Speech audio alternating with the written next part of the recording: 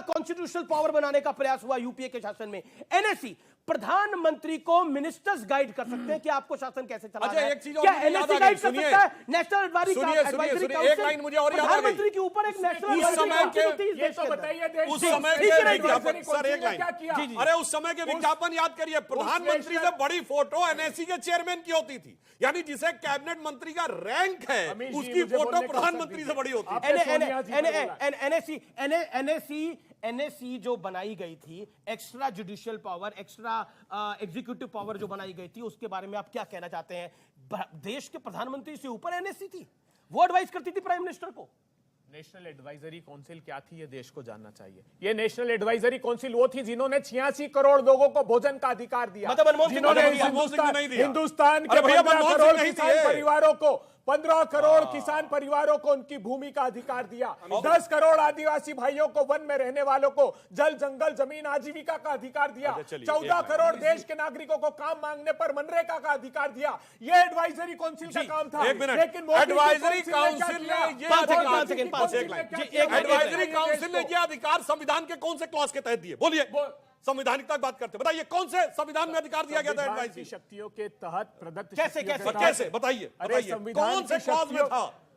National advisory प्रधानमंत्री को तो लीजिए, सांसद हैं आप साहब। एडवाइजरी काउंसिल का अर्थ है कि एडवाइस देती, उन्हीं के एडवाइस के आधार पर कानून बने। क्या बात करते हैं? अब देने से सलाह देने में आ गए। इन्होंने क्या अब देने से सलाह देने में आ गए। अब किसी चक्कर में आपके लेने के देने में आ गए। मेरा प्रश्न दुबे जी से है। दुबे जी अभी जोरदार बड़े जोश से बोल रहे थे कि राष्ट्रपति के नाम पे ताली बजाओ।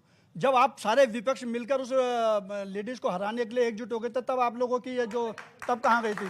और मैं आपसे हाथ जोड़कर विनती करता हूँ, इतना शानदार संसद भवन बना है पूरे 100 साल में, आप इसको राष्ट्रीय त्योहार मनाइए, इस पर हाहाकार मत मचाइए। वो कह रहे हैं कि राष्ट्रीय त्योहार मनाइए, इसको, इस पे हाहाकार मत मचाइए। सेंगोल को भी आप तो, मतलब मुझे ये समझ में नहीं आ रहा, जो पंडित नेहरू की तस्वीरें देखी, और एक और चीज, क्योंकि आपने बोला ये सब तो व्हाट्सएप यूनिवर्सिटी है, ये है वो है। अब मैं आपको एक डॉक्यूमेंट दिखाना चाहता हूं, और ये तमिलनाडु सरकार का डॉक्यूमेंट है, डीएमके की गवर्नमेंट, और इनका कांग्रेस पार्टी का लाया है। उसके 24 नंबर पैरा में ये लिखा हुआ है, थंबिरन स्वामीगल ने स्वर्ण के पानी चढ़े चांदी के राजदंड को पंडित जवाहरलाल नेहरू को सौंप दिया। यह British governor general Lord Mountbatten से भारत के पहले प्रधानमंत्री को शक्ति के हस्तांतरण का प्रतीक था। और आप चाहें तो मैं आपको डॉक्यूमेंट दे भी सकता हूं। ये 24 नंबर पैराग्राफ में तमिलनाडु सरकार का लिखा हुआ है। 21 में ये डॉक्यूमेंट रिलीज हुआ है। You can watch it, you can see it on your from your own eyes.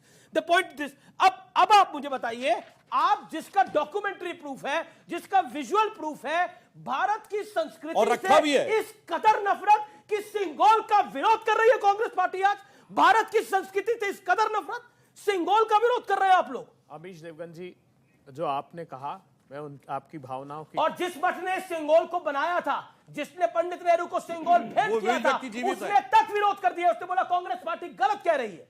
96 वर्ष के हैं, आज भी जीवित है। अमीश देवगन जी, बहस इस बात की है, प्रधानमंत्री जी वैभवशाली सदन बनाइए, हम सब साथ हैं, लेकिन उसकी आत्मा आप चर्चा नहीं करने देना चाहते। ये कैसे साथ है? मैं अब आप बोलने नहीं देंगे तो समझ आप में आ रहा है कि जैसे वो काटे खान जॉनी लीवर इतने बड़े भारतीय जनता पार्टी के प्रवक्ता बनते हैं, महंगाई पर बहस नहीं, बेरोजगारी पर बहस नहीं, चीन अंदर घुसकर आ गया उस पर बहस नहीं, पेगासिस पर बहस नहीं, अडानी पर बहस नहीं, तो संसद है। अडानी पर मैंने 50 कार्यक्रम कर दिए, चाइना में मैंने 25 कार्यक्रम कर दिए। सवाल की बात कर रहे हैं आप, क्या बात करते हैं? सदन में आप चर्चा नहीं करना चाहते, मनमाने कानून लेकर आए, विषय पर आइए। एक आपका पॉइंट क्या है? आप विषय पे आइए। सिंगोल का मैंने एक प्रूफ दिखाया, मैंने डॉक्यूमेंट्री प्रूफ दिखाया, 24 नंबर पैरा तमिलनाडु सरकार का। आप भारत की संस्कृति का विरोध क्यों कर रहे हैं? सिंगोल का विरोध करके जवाब दीजिए। इनके बातों पर बंद नहीं किया तो विश्वास मानिए, भविष्य का भारत जब इतिहास लिखा जाएगा तो प्रजातंत्र को समाप्त मान लीजिएगा। आप मुझे बताइए, जब वोट डिवीजन की मांग राज्यसभा में की कृषि कानून के खिलाफ, तो सांसदों को उठाकर बाहर फेंक देते। ये सदन की हैसियत कर दी प्रधानमंत्री जी ने। अरे लाखों करोड़ों रुपए से सदन नहीं बनता, सदन उसकी आत्मा से आहूत किया जाता है। 28 मई को प्रधानमंत्री जी बुलाइए राष्ट्रपति जी को, और ये संदेश दीजिए कि हम प्रतिपक्ष की भावना के साथ हैं। इन्हें बीएसपी को नहीं है, वो तो बीजेपी का विरोध कर रही है। बीएसपी को नहीं है तकलीफ, भारतीय पूछिए ना, अगर मायावती जी तो इनको नहीं है तकलीफ, वो कह रहे हैं देश का काम हो रहा है। हम ये कहना चाहते हैं कि देखिए, जो सेंगोल का विषय है, भारतीय संस्कृति से कोई भी प्रतीक आ जाए तो इनको बड़ा कष्ट होता है। मगर इधर आप देखिए भारत में बदलाव कितना आया है। ये संसद ऐसे नहीं बन रही है। उससे पहले भारत दुनिया की 5वीं बड़ी अर्थव्यवस्था बन चुका है, मोबाइल मैन्युफैक्चरिंग में दूसरे नंबर का देश बन चुका है, ऑटोमोबाइल मैन्युफैक्चरिंग में तीसरे नंबर का देश बन चुका है, इंटरनेशनल सोलर अलायंस का केंद्र बन चुका है। सबसे ज्यादा हमारे एयरपोर्ट 72 एयरपोर्ट नए बने हैं, मतलब 140 हो चुके हैं। 12 करोड़ घरों में जल पहुंचा है, टैप वाटर पहुंचा है। 50 करोड़ लोगों को आयुष्मान भारत योजना का कवर मिला है। 48 करोड़ लोगों को जनधन योजना से तहत बैंक के खाते मिले हैं। और इसके साथ साथ जानते हैं क्या बना है? 3.5 करोड़ आवास बने हैं, 37 किलोमीटर पर डे की सड़क बनी है। और इसके साथ जानते हैं क्या बना है? महाकाल का कॉरिडोर बना है, काशी विश्वनाथ का कॉरिडोर बना है, केदारनाथ से लेके और हैदराबाद तक आप देखिए तो वहां पर भव्य निर्माण हो रहा है। और श्री राम जन्मभूमि मंदिर का भव्य स्वरूप और भारत की संसद का भव्य स्वरूप साथ साथ आता जा रहा है। इसीलिए मैं आज बताना चाहता हूं, जो हम पे आरोप लगाते थे, याद करिए, कहते थे ना 4 साल पहले, रामलला हम आएंगे, मंदिर वहीं बनाएंगे और तारीख नहीं बताएंगे, हमारे लिए कहते थे। अरे मान्यवर, वो राम मंदिर का निर्माण कोई तारीख नहीं थी, कालचक्र की गति थी। भगवान का मंदिर तब बनना था जब भारत की महानता की पताका और राम मंदिर की पताका आगे होनी थी। इसलिए आज मैं कहना चाहूंगा, आप राम को समझ ही नहीं पाए। वो कालचक्र की उस गति को बता रहे थे जिसे लिखा है रामचरितमानस में, तात राम नहीं नर भूपाला, भुवनेश्वर कालहु कर काला। वो काल के ऊपर के काल हैं, इसलिए अब कालचक्र की बदलती गति को समझिए। मगर कुछ लोग ऐसे होते हैं जिनको की हमेशा निगेटिव चीज की तरफ ही अट्रैक्शन होता है। ये तो विद्वान व्यक्ति हैं, इनको पता होगा।